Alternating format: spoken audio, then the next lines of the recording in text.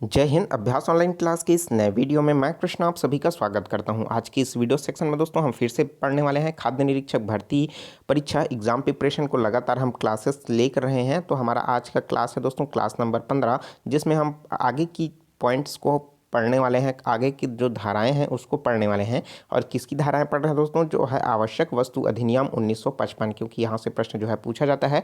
आज का ये जो वीडियो है काफ़ी लंबा नहीं होने वाला है, वीडियो को लास्ट तक ज़रूर देखिएगा, क्योंकि हमने पहले पार्ट हम जो है इससे पहले उसमें धारा 1 से लेकर के धारा 5 तक जो है कवर कर लिया था, और जो इसमें बात करने वाले हैं धारा 6 से लेकर के धारा 15 तक की बात करने वाले हैं, क्योंकि ठीक है तो बहुत ही इंपॉर्टेंट होने वाला है। तो वीडियो को दोस्तों लास्ट तक ज़रूर देखिए। अन्य पार्ट अगर आपने नहीं देखा है तो उसको दोस्तों चेकआउट कर लीजिएगा अच्छे से।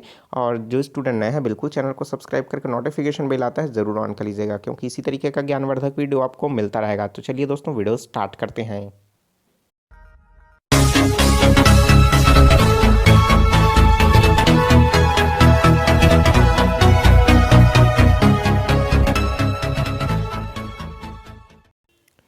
तो दोस्तों पिछली वीडियो में हमने धारा 5 तक कंप्लीट कर लिया था। आज इस वीडियो में हम देखेंगे धारा 6 से लेकर के कि क्या क्या प्रावधान इसमें दिए गए हैं। तो दोस्तों जो धारा 6 कहता है उसमें अन्य अधिनियमितताओं के असंगत आदेशों का जो प्रभाव है उसके बारे में जो है बताता है। और इसके अंतर्गत जो है दोस्तों खाद्यान्नों, खाद्य तिलहन एवं तेल का भी अधिग्रहण जो है इसके अंतर्गत आता है। तो चलिए बात कर लेते हैं धारा 6 के बारे में, जिसमें धारा 3 के जो अधीन है अगर कोई आदेश ऐसा मिलता है जिसमें भिन्न किसी अधिनियमितता को इस अनियमितता के भिन्न किसी अधिनियमितता के आधार पर प्रभावी किसी लिखित एवं उसके असंगत किसी बात होते हैं तो वो निम्नलिखित प्रभाव हो सकेंगे। तो वो क्या हो सकता है उसमें बताया गया है नीचे, जैसे देखिए धारा 6 का के नाम से इसे बताया गया है, जिसमें खाद्यान्नों, खाद्य तिलहनों एवं खाद्य तेलों का अधिग्रहण के बारे में बताया गया है। जहां कोई आवश्यक वस्तु उसके संबंध में धारा 3 के अधीन जो है अगर अधिगृहित करता है या उनके कारणों को उल्लंघन करता है, ऐसे अधिग्रहण की जो रिपोर्ट है वो आयुक्त एवं विलंब करने के बिना उस जिले या प्रेसिडेंसी नगर के ऐसे आवश्यक वस्तु अधिग्रहण को किया जाता है जिसका कलेक्टर की जाएगी, मतलब उनका जो है दोस्तों क्लस्टर की जाएगी, उनके द्वारा निपटान जो है किया जाएगा। ऐसे आदेशों के उल्लंघन के लिए जो है अभियोजन जो है संस्थित किया जाएगा या नहीं, यह जो है कि कौन समझेगा दोस्तों, कौन निर्णय निकालेगा, वो क्लस्टर निकालेगा। ठीक है, कलेक्टर जो है वो निकालेगा। और साथ ही साथ इस प्रकार जो अभिगृहित वस्तु है वो अपने समक्ष जो है कुछ समाधान है जिसको बताया गया, जैसे है ऐसे अभिगृहित की गई वस्तु जिसमें है, और उसी तरीके से जिस पैकेट आवेषण या पात्र में ऐसी आवश्यक वस्तु पाई जाती है उस कंडीशन में, या फिर तीसरा मामले की सुनवाई में आयुक्ति अवसर देने की मतलब दिया जा सकता है। तो इस तरीके से इसमें 3 कंडीशन इसमें बताया गया है। ठीक है, और कहीं ना कहीं दोस्तों ये जो है कानूनी जो है जब कहा जाए तो उनकी शक्तियों के अंतर्गत ही आता है। ठीक है, लेकिन आप इसको इम्पोर्टेंट नहीं है, बस इसको याद रखिए। धारा 6 ग कहता है कि अपील, जब क्या होता है ऐसी स्थिति आ जाती है जब सुनवाई जो है आप उनसे संतुष्ट नहीं होते, तो देखिए धारा 6 का के अधीन जो है अधिग्रहण, ठीक है, अधिहरण के किसी आदेश में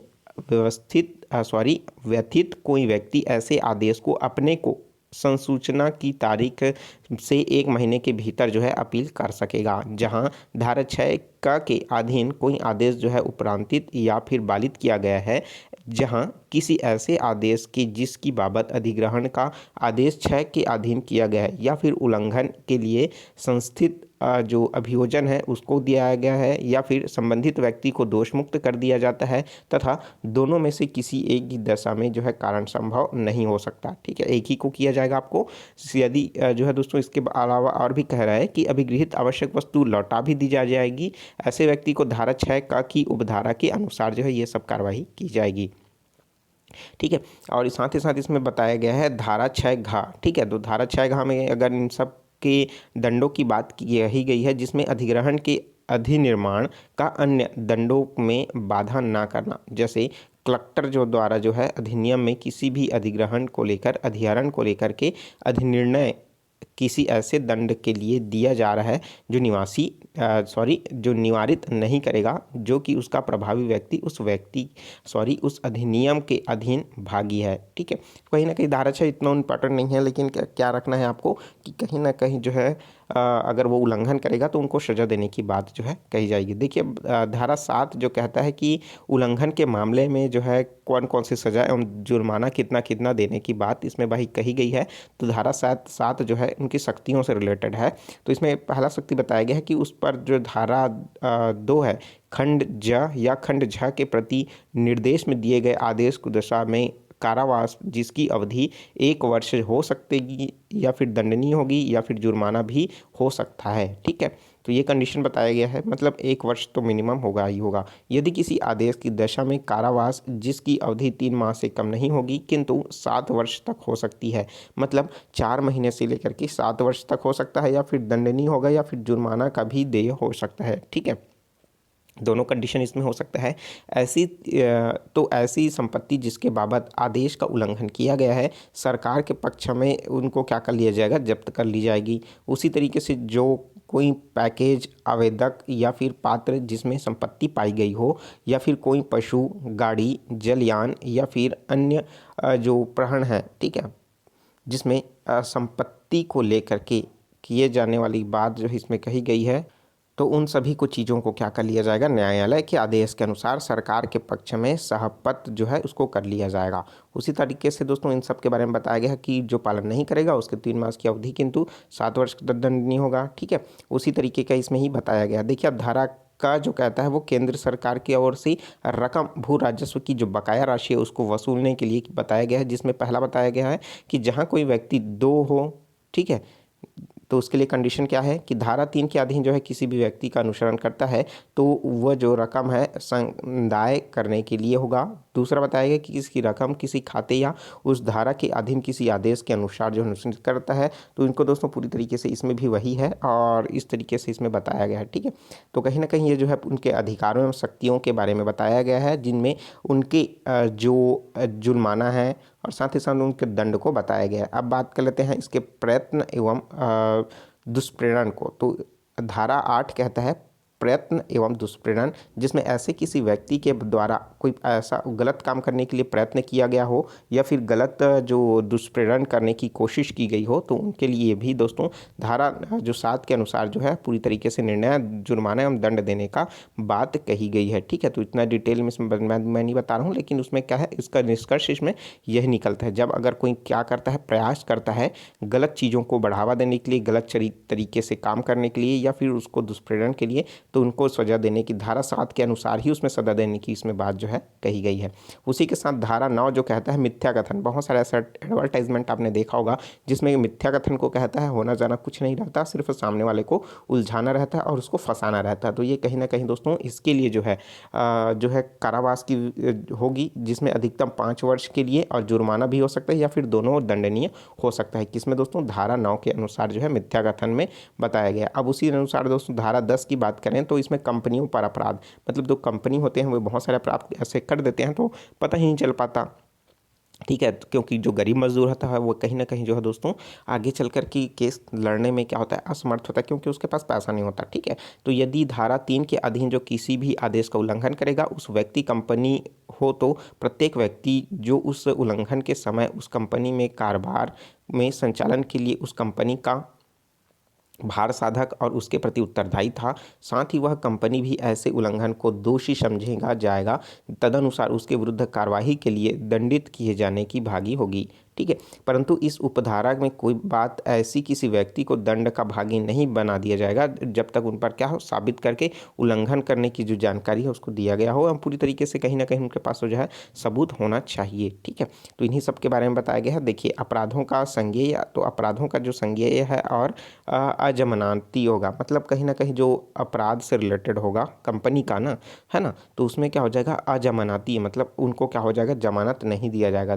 भारतीय दंड संहिता जो है, प्रक्रिया संहिता 1973 के अधीन जो है, मतलब आपको पता होगा आईपीसी की धारा, ठीक है, उन्हीं के बाबत जो है दोस्तों कोई भी धारा के अधीन जो है दंडनीय एक अपराध जो है संज्ञेय माना गया है। उसी के तरीके से धारा 10 का में जो बताया गया है गिरफ्तार करने की शक्ति। तो कहीं ना कहीं जो है दोस्तों अगर वो समाविष्ट होकर के गलत काम करता है, पाया जाता है, लिप्त पाया जाता है, तो उसके बावजूद जो है पुलिस स्टेशन के प्रभारी जो है अधिकारियों की जो रैंक है उसके कम कोई किसी भी अधिकारी लिखित में इस संबंध में आदेश जो है उसकी अधिकृत करके कोई भी पुलिस अधिकारी जो है इस अधिनियम के अंतर्गत दंडनीय अपराध को साबित करने वाले किसी व्यक्ति को गिरफ्तार नहीं करेगा। ठीक है, किसको गिरफ्तार नहीं करेगा? जो मतलब उस व्यक्ति का जो गलत तरीका है उसको सबूत दिला रहा है उसको गलत जो है किसी भी तरीके का गिरफ्तार नहीं करेगा, मतलब जो पेश कर रहा है उसको। ठीक है, जिसके खिलाफ जो है कर रहा है वो उसको सामने वाला को जो है सबूत मिलने के पश्चात गिरफ्तार कर सकता है। ठीक है, तो गिरफ्तार करने की शक्ति किसको दिया गया है दोस्तों? जो उसके अधिकारी के जो नीचे रैंक है उन सभी के ये जो शक्तियाँ मिली हुई है। ठीक है, तो कहीं ना कहीं दोस्तों यहाँ पास कंपनी से ही रिलेटेड इसमें बताया गया है। तो देखिए अब देख लेते हैं धारा 11। तो धारा 11 जो कहता है दोस्तों उसमें जो है अपराधों का संज्ञान, तो पूरी तरीके से अपराधों का जो संज्ञान है वो किस में बताया गया है? धारा 11 के अंतर्गत बताया गया है।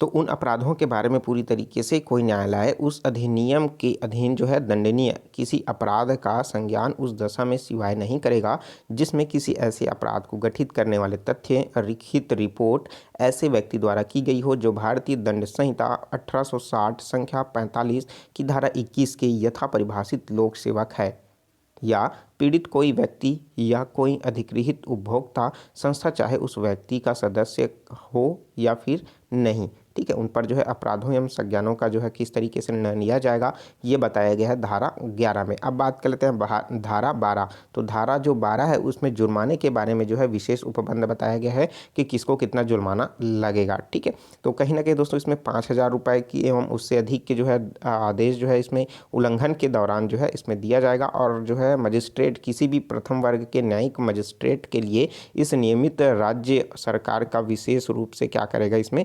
अपना विधिमस्त हो सकता है। ठीक है, तो इसमें भी बहुत सारे सेक्शन आपको देखने को मिलेगा। तो जो धारा 12 है उसके अकॉर्डिंग दोस्तों जुर्माने के बारे में बताया गया है। चलिए देखते हैं नेक्स्ट धारा। तो दोस्तों नेक्स्ट जो धारा है वो है धारा 13 जिसमें आदेशों के बारे में अपधारणा को बताया गया है। जहां कोई भी आदेश है उस धारा या द्वारा जो अधीन प्रदत्त किसी शक्ति के प्रयोग में किसी भी प्राधिकारी द्वारा किया जाता है या हस्तांतरित हुआ तात्पर्य है वहाँ न्यायालय यह आधारित करेगा कि ऐसे आदेश जो है भारतीय साक्ष्य अधिनियम के अर्थ में उस प्राधिकारी द्वारा जो है वैसे किया गया था। ठीक है, तो कहीं ना कहीं ये इंपॉर्टेंट नहीं है, आप इसको स्किप कर सकते हैं। धारा 14 को देख लेते हैं जिसमें क्या कहा गया है कि कतिपय मामलों में सबूत का भार, अर्थात दोस्तों कहीं ना कहीं ऐसे मामले होते हैं जिसमें कहीं ना कहीं आदेश को लेकर के वो कार्य किया जाना होता है लेकिन कहीं ना कहीं वो जो है आदेश को लिए बिना ही वो क्या कर लेता है, कार्य को अपना कर लेता है, चाहे व्यापारी हो चाहे कोई भी व्यक्ति हो। ठीक है, तो उस पर जो है व्यापार मतलब कहा जाए तो उसमें जो दस्तावेज जारी नहीं होता है और उसमें क्या होता है उसका दस्तावेज जो है पूरी भार जो है उसी के ही ऊपर आएगा। ठीक है, तो धारा 15 जो कहता है उसमें दोस्तों, और ये अंतिम धारा है। ठीक है, इसके बाद एक और आएगा। ठीक है, धारा 16 जो इम्पोर्टेंट नहीं है, अधिनियम के अधीन की गई कार्यवाही के लिए जो है परीक्षण। तो धारा 15 कहता है कि परीक्षण की बात इसमें कही जाती है, जिसके खिलाफ जो है दोस्तों पूरी तरीके से मामला दर्ज हो जाता है उनका पूरी तरीके से परीक्षण की इसमें जो है बात कही गई है। उसी तरीके से लोक सेवकों का अभी जो योजन जो है धारा 15 का के अनुसार जो है कहा गया है। तो ये भी दोस्तों कहीं ना कहीं इम्पॉर्टेंट है लेकिन क्वेश्चन यहाँ से पूछा जाए चांसेस कम है। ठीक है, जहाँ कोई ऐसा व्यक्ति जो लोक सेवक है किसी ऐसे अपराध या अभिमुक्त है जो धारा 3 के अधीन किए गए किसी आदेश के अनुसरण में उसके कर्तव्य के निर्वहन में कार्य करने या किए जाने के लिए तात्पर्यित कार्य करने के दौरान उसके द्वारा किया गया अभिकथित है, वहाँ कोई न्यायालय ऐसे अपराध का संज्ञान निम्नलिखित रूप के पूर्व जो है मंजूरी के बिना नहीं करेगा। और किसकी किसकी मंजूरी होनी चाहिए कि उस व्यक्ति की दशा में जो अभिकथित अपराध के लिए किए जाने या समय के जो कार्यपालक है उसके संबंध में यथास्थापित नियोजन है था कि नहीं था ये केंद्र सरकार बताएगा। ठीक है, उसी तरीके से उस व्यक्ति की दशा में अभिकथित अपराध के किए जाने के समय राज्य के कार्यपालकों के संबंध में यथास्थापित नियोजन था या नहीं था राज्य सरकार के अनुसार। ठीक है, तो इस तरीके से जो है लोक सेवकों के अभियोजन में तहत जो है पूरी जानकारी इसमें होगा। ठीक है, तो ये थे दोस्तों बहुत ही इंपॉर्टेंट जो है धारा 15 तक हमने कंप्लीट कर लिया। और जो हमारा नेक्स्ट जो सेक्शन आएगा दोस्तों, क्योंकि हमने यहाँ तक जो है कंप्लीट कर लिया है, अब हम इसके बाद जो पढ़ेंगे नया जो क्लास लूँगा दोस्तों, उसमें जो आप हम पढ़ेंगे छत्तीसगढ़ खाद्य निरीक्षण, मतलब दोस्तों छत्तीसगढ़ का जो है उपभोक्ता संरक्षण अधिनियम जो पढ़ेंगे वो पढ़ेंगे। ठीक है, कहीं ना कहीं दोस्तों इंपॉर्टेंट है क्योंकि यहाँ से प्रश्न जो है पूछा जाता है और यहाँ से प्रश्न जो आएगा वो कहीं ना कहीं आपसे बनना चाहिए। ठीक है, क्योंकि हमने जो पढ़ लिया है दोस्तों उपभोक्ता संरक्षण अधिनियम पढ़ लिया है, आवश्यक वस्तु अधिनियम जो अभी पढ़ रहे थे वो है, राष्ट्रीय खाद्य सुरक्षा अधिनियम हम बाद में पढ़ेंगे, उसके पश्चात उससे पहले हम पढ़ लेंगे दोस्तों छत्तीसगढ़ खाद्य सुरक्षा अधिनियम। इंपॉर्टेंट है, यहाँ से बहुत सारे प्रश्न जो है पूछा जाता है और इसमें अध्याय भी काफ़ी ज़्यादा है और इसमें आर्टिकल भी हमको याद रखना होगा। तो चलिए दोस्तों मिलते हैं और नए वीडियो में, और जो स्टूडेंट नए हैं चैनल को जरूर सब्सक्राइब करके नोटिफिकेशन बेल आता है जरूर ऑन कर लीजिएगा, क्योंकि इसी तरीके का ज्ञानवर्धक वीडियो आपके लिए हमेशा मिलता रहेगा। तो चलिए दोस्तों, अगर आप अन्य वीडियोस नहीं देखे हो तो प्लेलिस्ट में जाकर के चेकआउट कर सकते हो, वहाँ से भी आप देख सकते हो। चलिए मिलते हैं नए वीडियो में नए जानकारी के साथ, तो मुझे दीजिए इजाज़त। Take care, all the best, Jai Hind.